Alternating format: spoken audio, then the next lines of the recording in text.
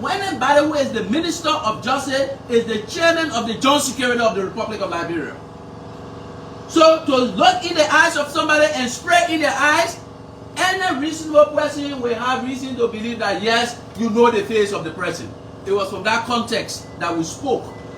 Unless she said she doesn't know the person. And so we went further to say, up to now, when all the way she saw and engaged the person eye and sprayed the pepper spray in their eyes, Valentele question was asked to her directly. She never said that Valentele was a doer.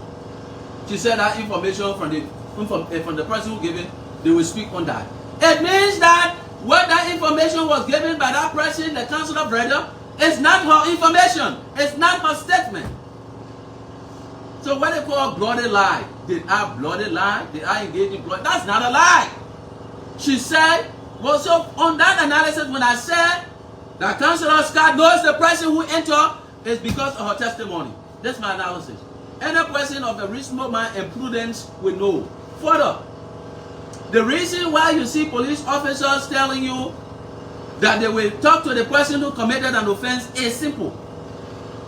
In the case of murder, when a person who kills somebody, if the person stabbed that person 1 or 2 times or 3 times, and then somebody went and confessed, investigator conducted an investigation, and then the person confessed, to prove the validity of that person's testimony, the investigators will do the following. You killed a man? Yes. I'm giving an example now. How you killed a man? With a knife. Where? You took it on the back or the front? You say from the back. They already done their investigation. They know that maybe they start from the stomach, from the front. Then they say, where did you juke the person? If you say from the front, they say, okay, how many times you juke the person? If that man say 1 time, then the investigator will say, we already made confession, he's lying. You know why? In the law of phraseology and criminal investigation, anybody who murders a person and stabs them, they remember forever the number of times they stabbed the person and where they stabbed them. It's a science. Now, that comes to the issue here. The fact that the former Attorney General of the Republic of Liberia said, engage his eyes. The eyes constitute the component of the human face that when you look into it, you will never forget about that person's face. You remember them. So that's why we said from this context that Councillor Scott knows the person that entered the place and confronted her and killed her daughter. Because she saw the person based on her testimony. Is there a lie? Let history judge us. Let's come to the issue. The last time when we appeared, we told you that there is a conspiracy to defame, to incriminate, and to impose, to create a situation that information is around that indeed old Councillor Honorable Jefferson Koji is engaged in acts of killing people, in acts of committing crime or instability. The reason people are engaged in that kind of scheme is to make sure that Honorable Jefferson Koji should be a victim of international sanction. Ladies and gentlemen, in order for people to do things rightly, let it be done in the confines of the law. Lies are not a way forward for this country. What goes around comes around. We continue to represent the legal interests of Jefferson Koji. And in the ambit of our representation, we will defend him legally in any way when these schemes have been identified.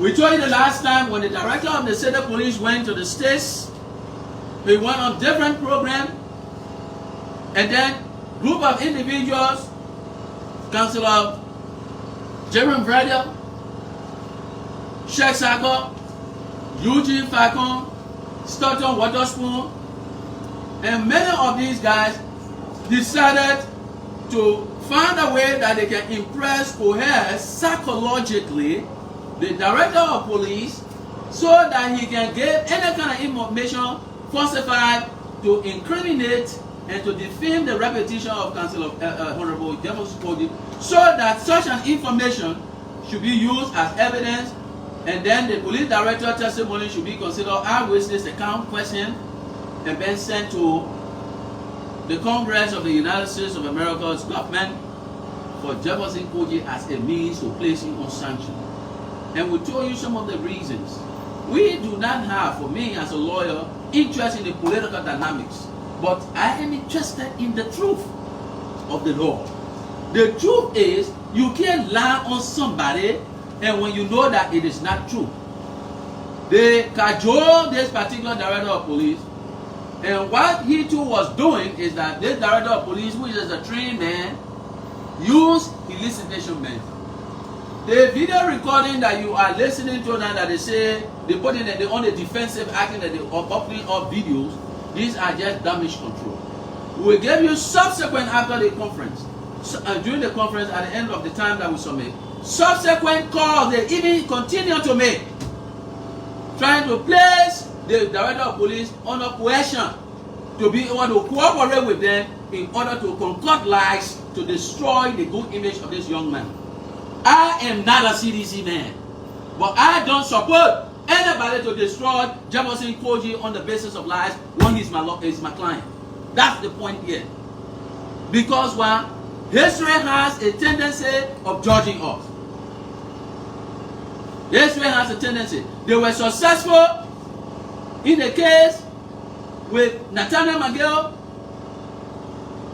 Councilor Serena Cephas, and so the next person they know when they strike, it means CDC is out, is Jefferson Tambakoji.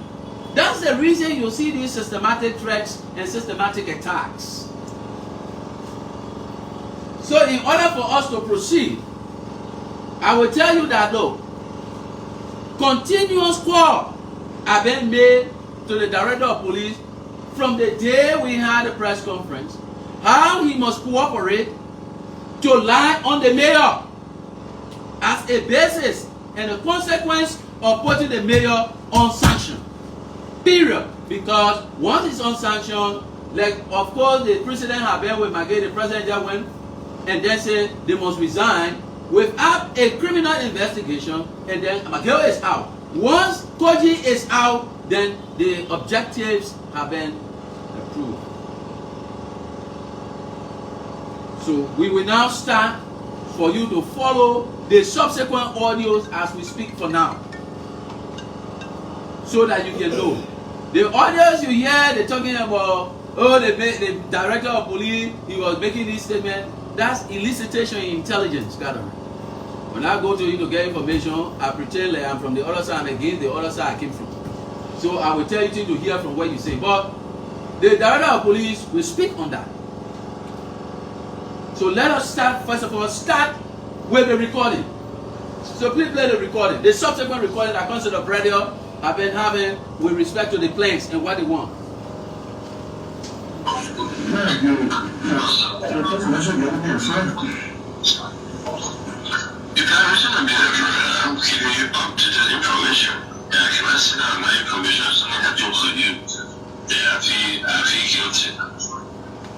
You know, that's not good. And I will give you more. In the next 2 hours, I will be giving more on the details on how the operation has been executed here. Yeah. Those people are threatened, and they are threatened by what I say and what I do. And now it has been exposed that you're talking with me, so you know.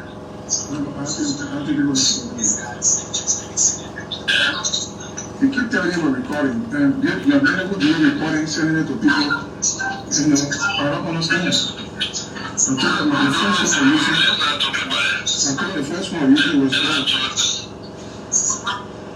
yeah, so you think people here working with you is still recording to Jefferson Koji going to pay? You remember the press conference that Jefferson Koji had? I just told you my first phone was called, right? I just changed my phone. They were bought from the bureau of here. Which means they were monitoring my conversation, that's what I mean. They were monitoring your conversation and recorded it and decided to use it. Well, that's something else. That's why I was just telling you. If your phone is, if you're not storing the recording and they bought your phone, you will not have the recorded version. That's it. That's what I'm just saying. I'm going to get pressure from my head, right? I went down.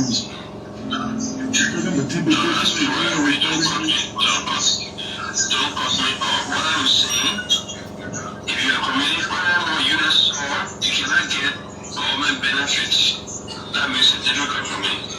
I've even been told not to deal with you. They sitting here trying to find excuses. I can't for all that shit. Now I told you I see my reputation is and I'm taking risk. When people inform me on the plans they can kill you, I have to tell you. They put to me another team of you that you're not credible.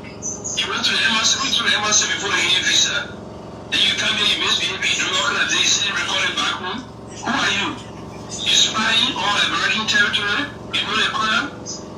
I hinted you, I told you I should record all American territory, say crime. Like I said, evidence to spy, they said I shouldn't talk to you. You know, the information, credible information they're trying to kill you, I will not tell you. So they're trying to kill They want to kill me. They're trying to kill me in America, yeah? Of course. Wow. We just stood on high, ran away from New York. And one day I went in the basement, I had to go to somebody's basement. You didn't understand what I told you, how I went out? They said people would kill me. But I went And when I used to the keyboard gloves. to the embassy. I speak to the embassy and I'm coming to church conference. That's what I told them. And they asked me how long you'll be in America. I said my conference, I won't be there for the next 2 weeks. That's what I told them. They didn't ask me any personal question. They didn't account for my invitation. Okay, that's fine. Let me say what they bring you. Because Let me say what they bring you. when they asked me where you go to the States, I said I got an invitation to attend a press conference. Not press conference, rather, church conference. So I get an invitation. I contacted the person in question hosting the church conference in Delu. There was a good news. They contacted the people, the guard number there, they called, it was confirmed. So they asked me, how long will you stay in America after the church conference? Because we understand the conference will be in 2 phases, not for 1 week, but for 2 weeks. So we just 3 weeks. I said, after the 3 weeks, I'm going to be there for another 2 weeks. That's what I told them. Yeah, well, I got my church conference, so I know what they'll say. The embassy review, I don't know what I do. I'm so confused, man. I'm so confused.